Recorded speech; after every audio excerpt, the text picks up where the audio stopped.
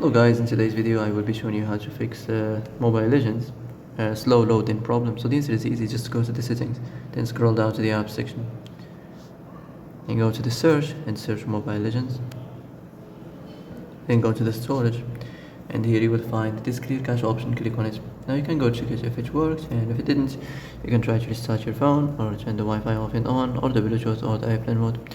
Also, you can try to clear data, but be careful. If you clear data, all this application's data will be deleted. This includes all files, the settings, the accounts, the databases, etc. So be careful if you want to clear your data.